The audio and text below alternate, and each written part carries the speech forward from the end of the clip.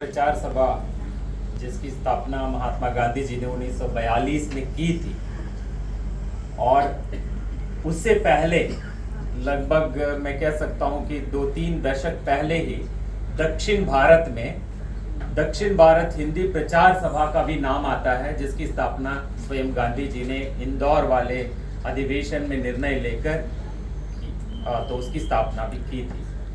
और इस संस्था के साथ मेरा संपर्क उस समय रहा जब डॉक्टर सुशीला गुप्ता जी उधर आई थी दक्षिण में 90 दशक में। उन्होंने मुझे यहाँ आमंत्रित किया, लेकिन दुर्भाग्य से मैं नहीं आ पाया। सौभाग्य है कि मैं आज यहाँ उपस्थित हूँ और इस प्रतिष्ठित संस्था के तमाम सेवकगण, न्यासी व अध्यक्ष श्री सतीश शाह जी, न्यासी व मानद सचिव श्री फिरोज पाइट जी, न्यासी व मानद कोषाध्यक्ष श्री अरविंद डेगवेकर जी और न्यासी विजय पटेल जी, संगोष्ठी के संयोजकगण डॉक्टर रीता कुमार जी और श्री राकेश कुमार त्रिपाठी जी, सभा के समस्त सेवी कल और परसों से हमारे साथ रहें, साथ देने वाले श्री गंगा शरण सिंह जी और श्री ब्रजेश पांडे जी, तो और संगोष्ठी के अवसर पर पधारे हमारे कई सारे विद्वान आचार्य सदानंद शाही जी और वरिष्ठ लेखक श्री बालचंद्र जोशी जी और मंजुला देसाई जी और पुस्तकालय अध्यक्ष महोदय, और नाम मैं तुरंत नहीं जाना, और डॉक्टर RS रावत जी और डॉक्टर ममता माली जी और कई सारे मित्रों के नाम मुझे पता नहीं है। और इस सत्र में मेरे सहवक्ता गण जो भी हैं, डॉक्टर प्रज्ञा शुक्ला जी, प्रोफेसर भारती गोरे जी, मनप्रीत कौर जी और मेरे बाद बोलने वाले संतोष कौल काक जी, समस्त देवियों, सज्जनों और प्यारे छात्रों। और मुझे जब यहाँ आमंत्रण मिला था, मैं आपकी आयु में था, मेरे पास ग्रेजुएशन नहीं था, मेरी एक पत्रिका थी, तो इसीलिए दक्षिण में मेरी बड़ी पहचान थी। तो अब मैं जिस प्रांत से हूँ उस प्रांत का नाम है अनंतपुरम। नाम में अनंत है और उस पुरम में इतने अनंत साधक हैं कबीर जैसे, आपको बड़ा आश्चर्य लगेगा। तो जस्ट आपके यहाँ के, क्योंकि अभी भारती गोरे जी ने जब यहाँ के मराठी संतों की बात कही तो आपकी स्थानीय भाषा होने की वजह से ज्यादा पहचान गए आप यहाँ के संतों के। चलो आजकल के जो बाबा लोग हैं और उस रूप में यहाँ के एक बाबा का ले लूं मैं, साईं बाबा का, और फिर पीछे जाइए हमारे अनंत में आपको इतने सारे बड़े बाल वाले एक साईं बाबा का नाम मिल जाता है। एक ने ऐसे बाबा हमारे अनंतपुर जिले में गली गली में, तो ये आज की बात है।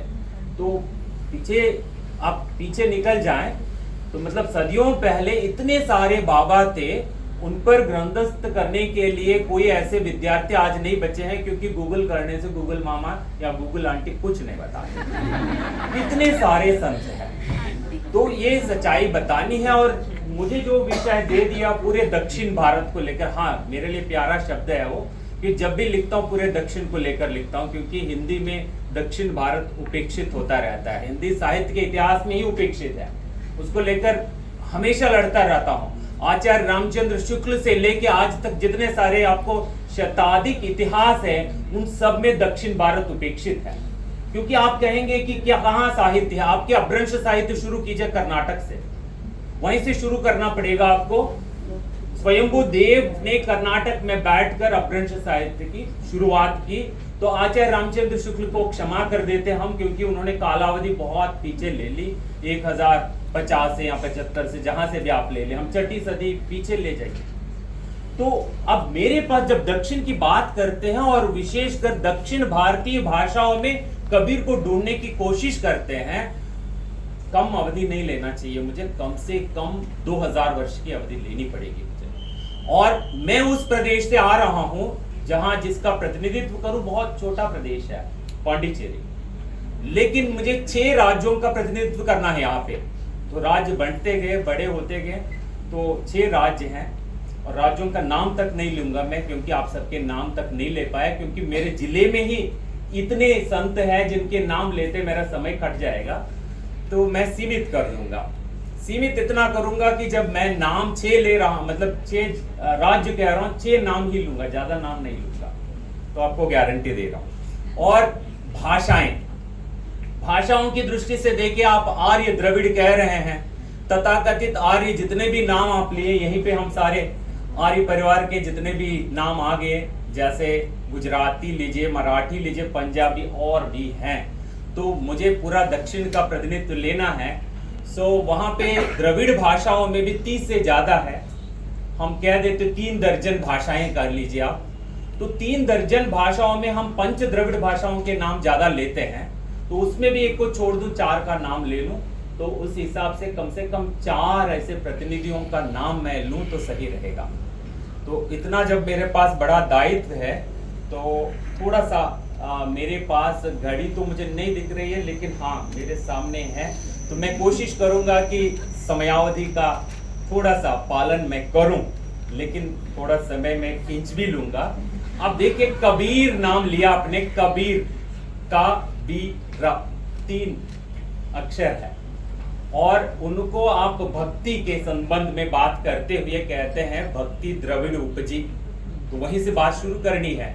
और कब से मैं पैदा करूं भक्ति को, कब से पैदा करूं? 8वीं सदी में शंकराचार्य के हम ब्रह्मास्मि से शुरू करूं और पीछे ले जाना पड़ेगा मुझे, क्योंकि मैं तमिल प्रदेश का रिप्रेजेंटेशन कर रहा हूं। अपने प्रदेश का, तेलुगु प्रदेश है ज्यादा, तमिल प्रदेश का जो मैं प्रतिनिधित्व कर रहा हूं, और तमिल साहित्य वर्सेस संस्कृत और हिंदी साहित्य भी हो जाती है बात। तो जब आप कहेंगे कि संस्कृत प्राचीन है, आप आके देखिए, बात कह के देखिए, तमिल प्रदेश मानेंगे बहुत प्राचीन कहते हैं।